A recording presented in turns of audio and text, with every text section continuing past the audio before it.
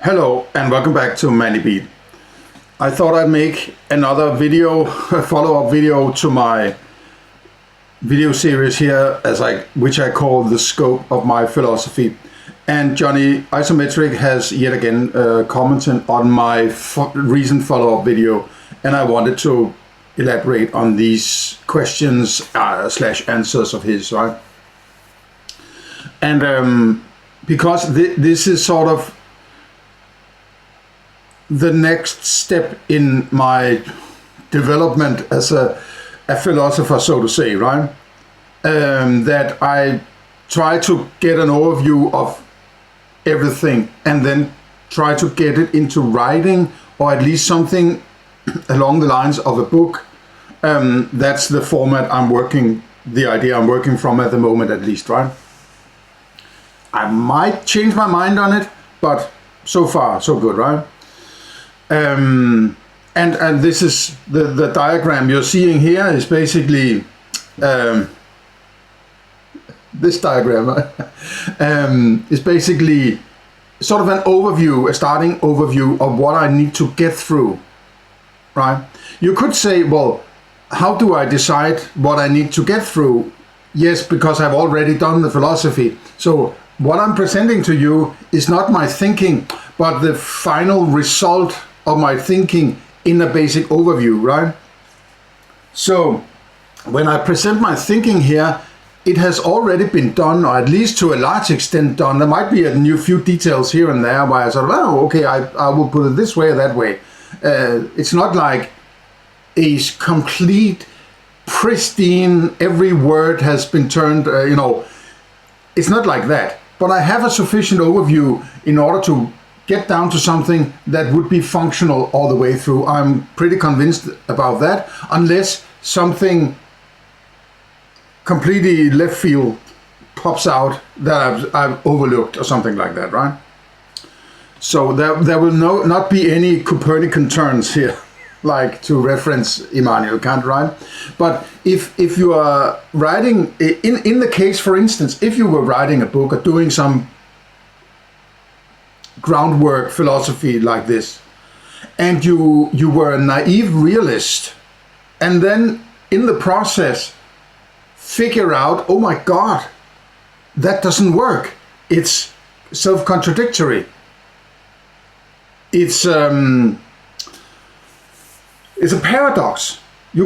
I'm referring to an outside by something that is an inside.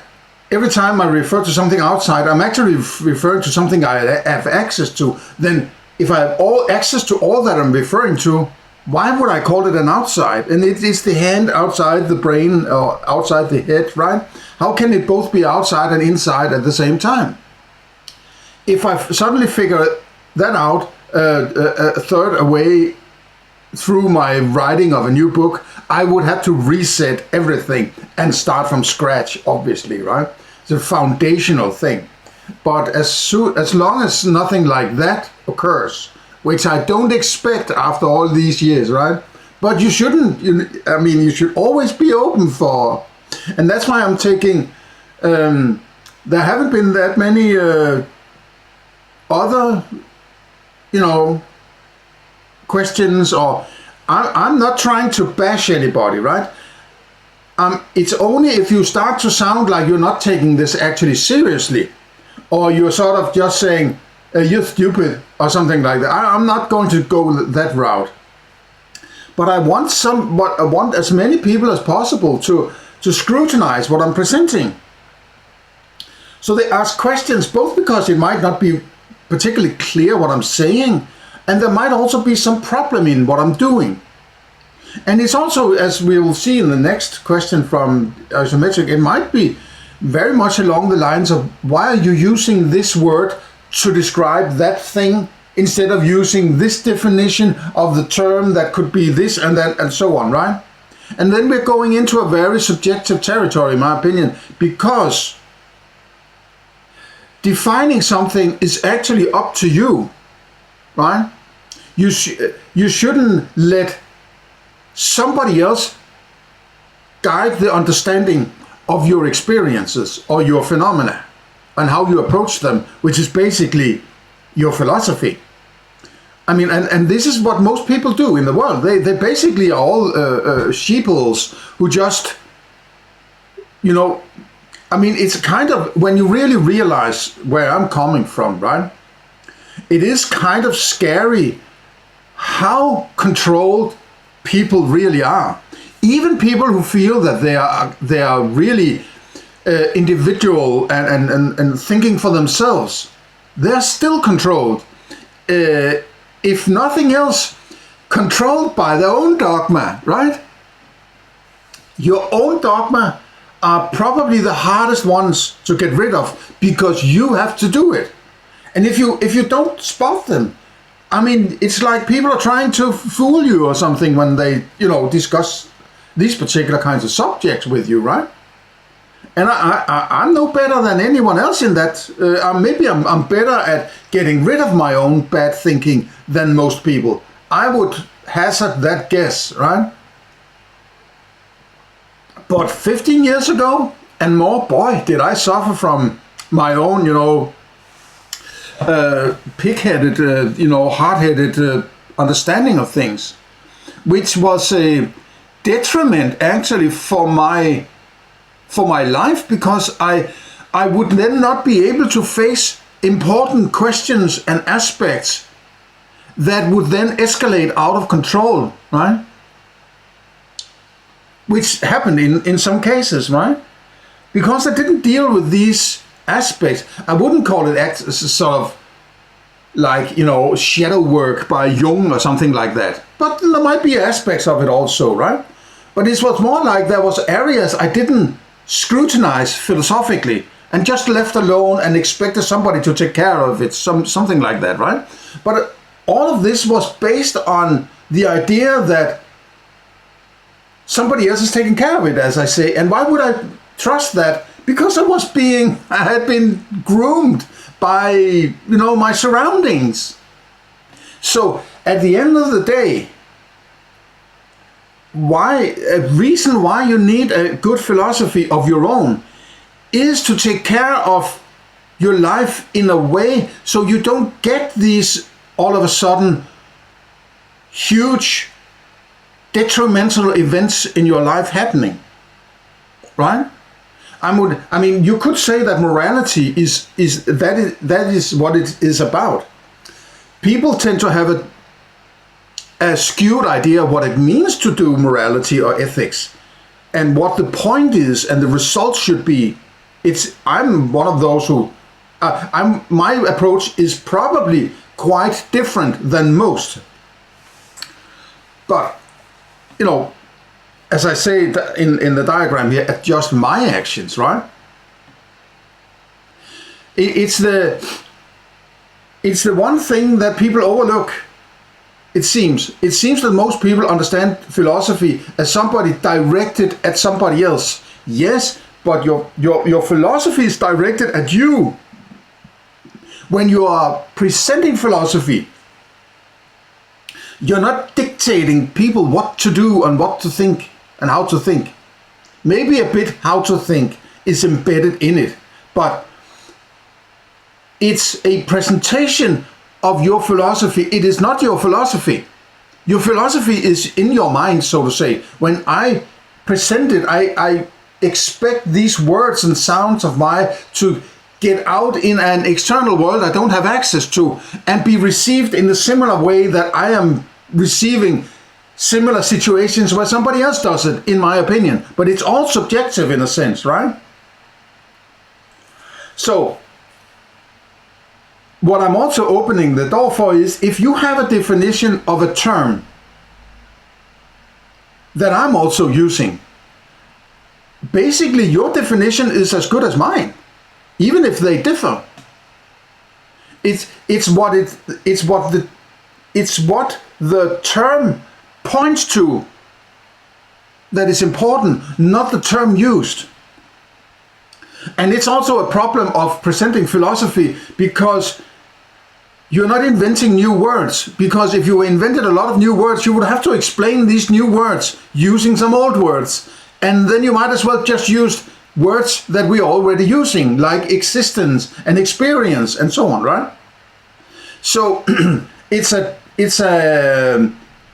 pragmatic approach to presenting philosophy using old terms that has been used in possibly in many different sorts of definitions, and then you take control of the term and say, by using this term, I mean this. Okay? So for you, if it works for you and you can't see any problems in the definition, or somebody else says, well, I think there's a hole there and you can refute that, okay, your definition is safe, so to say. But it doesn't mean everybody else has to use it, right? I mean, it would be nice if we could come to agreement on terms used, but you can't control everybody else. Why should you? Why would you want to? Because then philosophy becomes a tool of control rather than a tool of good thinking, right? And then you're in sophist territory. So I would say that if your approach to philosophy is, I need to tell somebody else how to think, I need to control, then you're a sophist, you're not a philosopher. Because philosophy is describing or, dealing with your own being, your mentality, how would you phrase it, right? And how to address it, right? How to work with it. Not a lecturing of other people. Now, you could say that, okay, but there are, if I work from if my humanology, as I use the term in the box here in my diagram, I end up with some definition of an individual and start treating my experiences as if they're representations of some individual similar to me outside my own experience. And I work accordingly, qua my 2x2 matrix, my Pascal wager. We'll get back to that, right? Then I am trying to inflict my philosophy on the world, but I'm trying to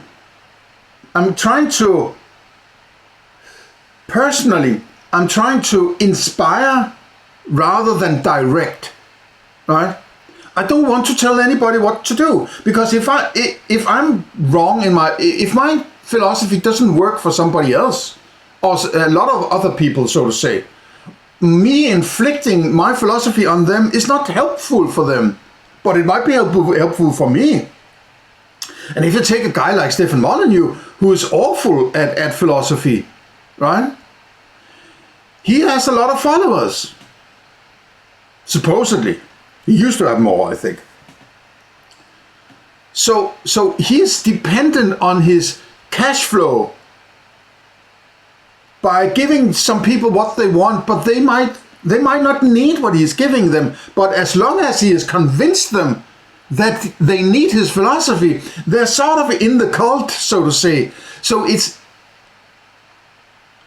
being critical and skeptical and doubtful about somebody else's, not least your own philosophy, but particularly somebody else's philosophy, is of the utmost importance, right? And it's a good thing that a guy like John Isometric here is just asking me questions. Could you do this, and what about that, and so on? Fine. I think it's great. This is the kind of discourse I think is good. Usually when you see a discussion on a YouTube video or where you find it, it's basically usually on YouTube, because that's the only way where people actually meet to discuss philosophy in some kind of head-to-head situation.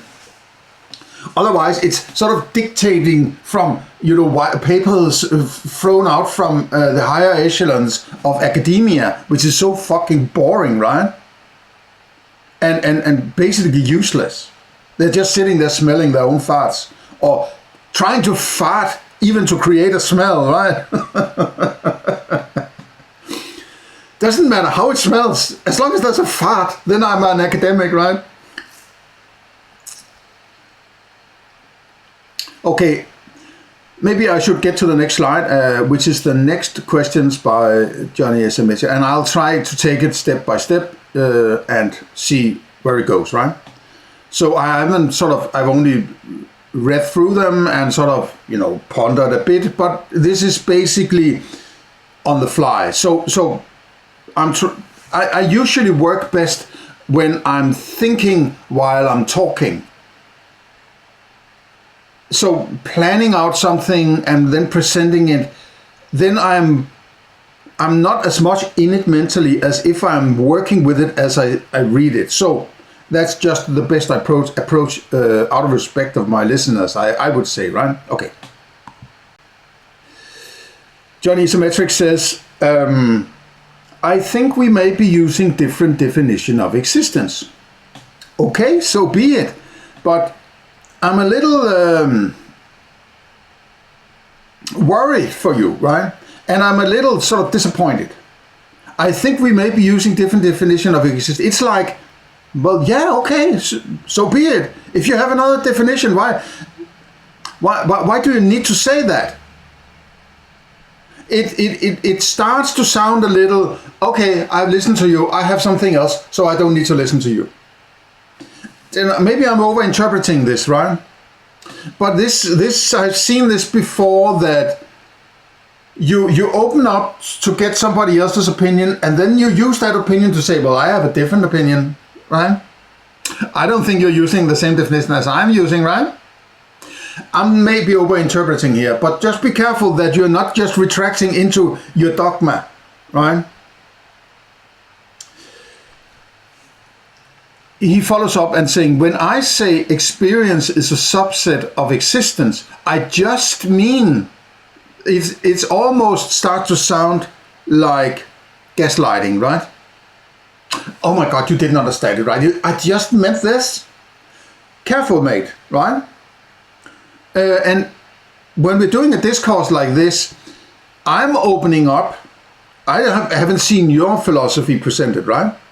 So you're working from the darkness and pointing to my completely open philosophy here, right? And saying, I'm not sure, right? So present your philosophy and give me a link to it. Present your philosophy so I understand where you're coming from. The bigger picture of your philosophy, because it's easy to sit there and come up with definitions without the bigger picture, right? I just mean that there may be things that I do not experience. Well, yeah, but then you are bringing in the idea of thing. And there may be thing you do not experience. So a thing is an existence to you. But what is a thing then? If you have a thing, why do I need to call it existence? Because you're just equating the terms experience and existence there. And maybe it's because you have a dogma about an external world, which is maybe leaning more towards naive realism than my approach. And therefore you need to come up with existence, and by saying, well, my experience is a subset of existence, then you're creating this bigger external world that you're a subset of. You have basically,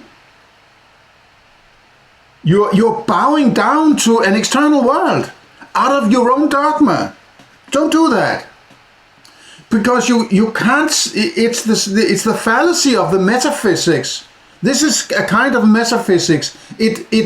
It's on the knife's edge where where you're falling into metaphysics just out of nowhere. You start to create this dichotomy out of nowhere, right? So you're creating that external world out of a dogma, and then you're reflecting on that situation. But you can't create that external world just like that.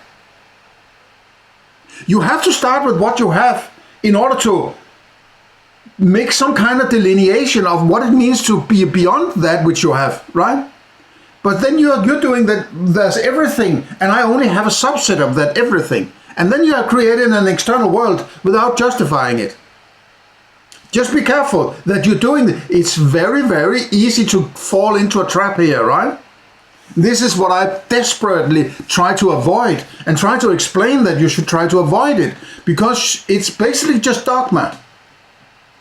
The biggest example of how bad this can go is basically Bernardo Castro, as far as I mean, for somebody who's so aware of the problems, or why there is a heart problem, for instance, right? It's because of the paradox of the inside-outside problem, or the naive realism problem, right? Materialism, that it's contradictory, it's paradoxical. And identifying this paradox is why he ends up saying, well, all I have access to is my, what he calls the dashboard, right? But then he keeps that external world without further clarification, just because he was used to have that. It must still be there. But he doesn't realize, when he confines himself to his dashboard, he has to realize that all he ever had access to was that dashboard. And the external world was a dogma he was working from. He has to ditch that dogma, right? He doesn't do that. It's incredible, right? For somebody who should be able to do that, he doesn't see that. And still, he's still aware that he needs to argue for it. And the argument, the only thing that is even slightly approaching an attempt at an argument is that, well, you would describe my kitchen the same way that I would if you were sitting right next to me. Well, it's the same as the rock kicking guy in, famous example in philosophy. I kick this rock, so there is an external world. Well, they're all just experiences, right? So it's just, if you have that experience, it's not external. There's colors, there's sounds, there's the feeling in your foot and whatever. Oh, if you have access to it, it's not external, right? It's like, it's incredible. It's simply incredible, in my opinion. Okay. When we say, as Johnny Isometric says, when I say that experience is a subset of existence, I just mean that there may be things I do not experience. Yeah, but that's the that's the delineation that I deal with using this axiom. You can't. You have to go. You're putting the cart before the horse, I think.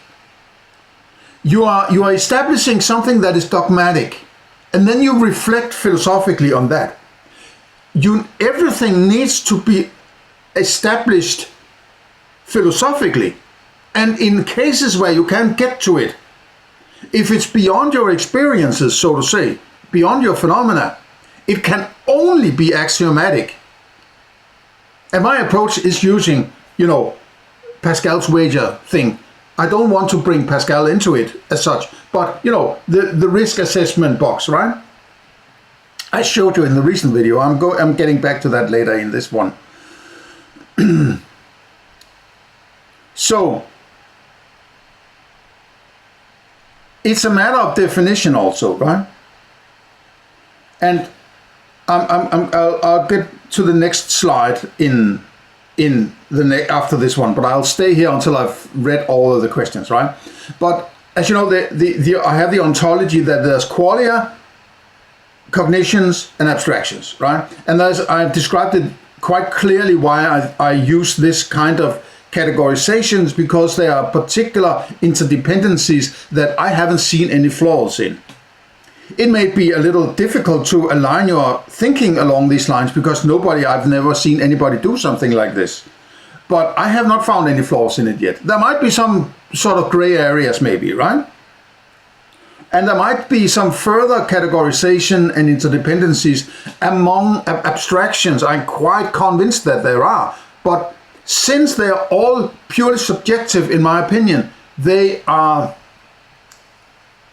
can only ever be considered subjective. I put them all in the same bag, called abstractions, right? Abstractions is just a generalized term for all these things down there. It's the best term I've been able to come up with. It's not perfect, right? So if I am locked in my own experiences, so to say, I cannot, it makes no sense to me to start to talk about an existence outside myself. There might be something existing outside myself. Yeah, what? How? It's the first step into metaphysics. Yeah, there might be something existing outside, but would that be the same as your experiences? Because if you say there's an existence, what are you actually talking about? Are you talking about colors or cognitions? because they're different category, right? So if you have something you call existence inside, is it also existence outside? Is it of the same kind? So maybe this mind matter thing we're going into here, right? It's just there are too many variables here for you to just make these leaps. Stay with what you've got. Is my advice. You have to stay with what you got, because otherwise it's at some point you're going to decide there are elephants out there and there are beavers out there, and I'm just seeing a beaver now, but I'm not seeing a beaver, and the beaver walks and it's still there, and so on, right? So you're extending your experiences to almost be a part of an external world in order to deal with this external world, right? And it's like I think that intuitively, or the gut feeling of people when you're talking about an external world you don't have access to, it would be like sitting in a cinema and only half of the screen was visible, but you were told there was something going on in the other black half, and you would be wondering what the hell is going on there. You want to see something there, right? But you can't do it because you don't have access to it, right? And you don't even know if it's there. If you can't settle it to be there, which you can't, in my opinion, you cannot say what it's composed of. So there can't be existence from a strictly philosophical point of view. Okay. Your choice to define existence as qualia plus cognitions is perfectly legitimate, but it might appear somewhat counterintuitive. Okay, it might. It might not. Well, this is just, it might. Come on, man. Be more specific, okay? It might, there might be somebody over there who is not smart enough to understand your big thing, right? Come on, Mr. Isometric, right? Moreover, since abstractions are what allow us to reason about qualia and cognition. This is interesting, because what I think you have identified is that what I'm doing here, my philosophy, is actually an abstraction, right? All I'm doing here, my philosophy, is a little bubble of abstractions that I've created, which describes how I think about all of my phenomena seen from the point of view of an abstraction. I can't give you my qualia, I can't give you my cognitions. I can only create an abstraction and then present that to you using qualia. Sounds, right? And colors. It's very intelligent of you, because I have not talked much about this, but my philosophy is actually an abstraction. I think that's what you're saying, right? Moreover, since abstractions are what allow us to reason about qualia and cognition, if we treat them as subjective, and you mean abstractions here, not qualia and cognitions, right? Doesn't that make the ontology circular and dependent on its own constructs? Maybe you have a point. But what is the alternative? How else would you do it? Just be happy that you are able to abstract. If you weren't able to abstract, you are no less than a slug somewhere, right? Or a rock, for that matter, almost, right? Presumably, right? What you're appealing to, yeah, okay, maybe you have something going there, but it's not perfect. It's like it's like somebody who's the high jump. What is it in the Olympics? The high jump, and over the stick and all that, right? And this guy jumps 8 and 9 meters up, right, with a stick. And you come over to him and say, yeah, okay, nice job, mate. But you're not jumping to the moon, right? Come on, man, right? Come on. it's not circular if I tell you I'm sitting in my abstractions making abstractions, because then, according at least to my philosophy, I'm staying within the category, right? I mean, obviously, I'm just sitting in my abstraction trying to look at the whole picture. But I suppose that what you would call, what Bernardo Castro would call his meta-consciousness, his awareness of his ontology or his experiences and his dashboard and whatever he calls it, is also some kind of level. It might be a completely different category. That there's sort of this inner pilot, take me to your pilot, right? That has an overview of everything. I don't think that's necessarily the case, because this ontology I'm doing is very much an abstraction rather than a presentation of the actual thing going on, because it's basically everything is all over the place at all times. So this is more or less simply a one-dimensional presentation of something that is 4 or 5 dimensions, something like that, right? But unless you have a better suggestion for doing this kind of philosophy, I'm going with that my abstractions are valid, because as long as I stay in abstractions, I am good. I'm not doing any circular stuff. It's all a representation of something. It's not the thing itself as such. I'm not meaning, noumena, but I mean, when I describe qualia, I'm not giving you the qualia, I'm giving you the abstraction qualia and the abstraction cognition. My philosophy is in itself an abstraction, so I'm just sitting in my abstractions and talking about them, so to say, right? And if you, that's also why I don't like to tell you what to think, because this is my abstraction, right? I mean, I'm sitting here with my own abstractions and my qualia and cognitions. Every time I read you, but that's a black and white text somewhere. It's a qualia, but I'm interpreting it in a particular way because I chose to do that, and I'm talking this way and that other. Yeah, but I'm still locked within, right? So I'm just trying not to become sophist, because I don't want to do that. Though it's people like me who don't get anywhere, because I'm not a sophist. I'm not telling people what to do. People want a quick fix. People want to, hey, go left, go right, you'll be perfect, right? And what I'm appealing to, I have done some thinking for myself. Why don't you go do the same thing? No, thinking for myself? No. I want Donald Trump to do the shit, right? Threaten people with murder to get shit done, right? That's not how the future is going to be if we want the future, right? Okay.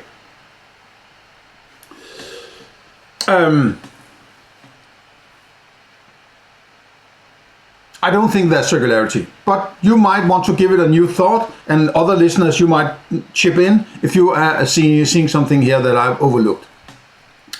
And then, by the way, why is pain listed among the abstractions? Wouldn't it be more accurate to regard it as one of the most primal qualia? One of the most primal qualia. This is a fluffy. I am a little skeptical about your understanding here. One of the most primal qualia. What are the primal qualias? Aren't you creating a straw man here? Because I'm not talking about primal qualia. Don't straw man me, right? Don't try to create a story that I've not presented. All qualia are they're not primal or more primal or less primal. Right? It's just one thing follows the other. You have qualia before you can have cognitions. If there are no qualia, you don't have any cognitions, in my opinion. It's not that they're more primal. I don't know, you could call it that, but that's sort of a more important kind of thing approach. And most primal, no, you are strawmanning me here, dude. Don't do that, please, right? And you might not even be aware of you're doing it, right? So I'll bear with you, right? Can you talk to me and point and say, look, there's pain. Can you do that? You can do it, but does it actually make sense? No, it doesn't. You can maybe see somebody and say, and you know, caressing their leg or whatever, but that's not the pain. That's not pain. That's some sounds and somebody bending the knee or whatever, right? That's not the pain. So you can never get to objectivity about pain, right? So it's an abstraction from pure definition in my ontology. It's quite simple. And I have this measure stick for categorizing shit so that I don't get overwhelmed by all these things I could possibly categorize. And that's why I like to have everything else than quality and cognitions shoved down in this category, which can only ever be purely subjective. It's a big category. Let me say that. There's a whole lot of shit down there, right? Okay, so let's take a look at the next slide, which is the old light green ontology one, right? Just to take that one again, right? So without further clarification, I think we have dealt enough with that one for the moment. Then we get to the Pascal wager thing, or the matrix I showed you in the recent video, or the last video, the follow-up number 1, right? And Mr. Isometric says, as for the risk matrix, I assume you consider Pascal's wager a valid mechanism for concluding that it is better to postulate an external reality, but I guess you don't agree with the original conclusion that it is better to believe in God. If that's the case, isn't there a contradiction? Either the reasoning is valid in both cases or in neither. Yeah, supplied that Pascal's wager is actually a correct kind of risk assessment, which I don't believe it is, right? Because it is appealing to external existence. I am not talking about existence when I'm doing, is there an actual external world, is a different category than is there a thing called God. Yeah, but then they say, but God is everywhere and everything, and it blurs the line. I say, okay, fuck off with your God, right? Don't give me that bullshit, right? God is an appeal to some kind of external existence. I'm not appealing to any external existence, right? And it is an external existence that can either give you this or that. How did you argue that there being a God means that can follow A and follow B? It doesn't follow. It's all made up. So it's a fake kind of risk assessment. It maybe sound good if you accept all these scary kinds of lines of reasoning, but it doesn't hold from a philosophical standpoint. It's just a miscreant, right? It's a dysfunctional risk assessment. So that's why there is a God, there is no God, right? Okay, but you could say there could be an existence out there. Okay, maybe, but it's again, you could put anything you want there, right? So if you say instead there is X and there is no X, right? How would you get, because somebody made up the idea of God. Yeah, it says in the book that God appeared to somebody and talked to them alone in a mountain somewhere, and you have to believe it because you can't refute that somebody actually listened to God in that mountaintop 2,000 years ago or whatever, right? Or 4,000 years ago. No, and all reasoning is pushed away either by place or by time, right? Either God is sitting somewhere beyond the universe, or he's sitting somewhere back in time where you can't go look, right? So you can never talk to him or see him or anything like that. That's why it works. It's pushing the ability to reason away from your ability to reason. And then you just have to accept it because mommy says so, right? Pascal's wager is dysfunctional, in my opinion. It takes shit for granted that you can't argue, right? That this effect follows from this. Believe in God means that follows this. Not believe in God means, well, why? How? How did you reason for that? No, you can't. But somebody told you, right? It's written in a book. So that's what he uses in his wager. It doesn't work. You could say it works if you accept the premises, but the premises are dysfunctional. So mine are I don't want to be compared to Pascal's wager, and if I say a yes axiom here, it means I believe in God, right? This is of course what Christian people want you to do, right? That I create an axiom. I work from the idea that there's an external world. It's the same as saying that you believe in God. It's sophist as fuck, right? And I'm really, you know, it's really annoying. Let me take the last slide here, right? As I say, I can't get settled whether or not there is an external world.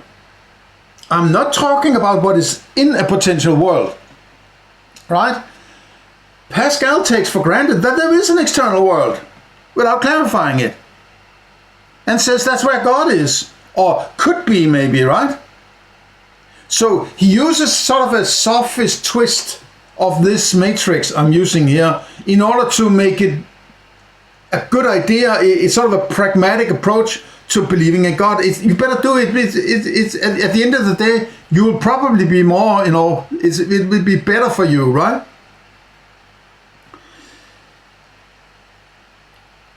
You know, religious people use all the sophist tricks in the book to make you doubt yourself, to gaslight you, right? To manipulate you into saying, okay, I guess I have to believe in God then, right? And then that conclusion in itself is bad reasoning. Just because you can come up with a good philosophy doesn't mean you have to believe somebody else's shit, right? That's also one of the reasons why I want you to extend the idea of thinking for yourself, man, right? And probably most people don't want to think for themselves. Because it's not hard to think for yourself, but it's hard to accept that you would probably need to go with whatever you come up with. And that might be dangerous because that goes against mommy and daddy and government and family and priest and so on. This is what all these people like Nietzsche and Jung and Freud and all these people talked about, that it's better to go along to get along than thinking for yourself. And not only is it difficult to think for yourself for the reason I just exposed, but you're also very likely going to be ostracized one way or the other. When you start to ask particular questions, people start to get worried, right? They start to reject you. They start to ignore you. In my opinion, it's just what you need to do as a human being. Because at the end of the day, if you go along to get along, you'll be fucked hard in your behind at some point. And your life will be turned upside down because you let somebody else rule you. Because that's basically what it is. If you don't think for yourself, somebody else will do it for you. Right? Okay. Please share, like, and subscribe. Let me have your comment. Do you have further questions, Mr. Isometric? And other listeners, please let me have them. Join the board. Link below. And there's also a link below for my ABC ontology if you want to dig deeper into that, right? And consider donation, right? Donation links on the Discord board, right? And with that said, have a nice day. See you in the next show. In the next video.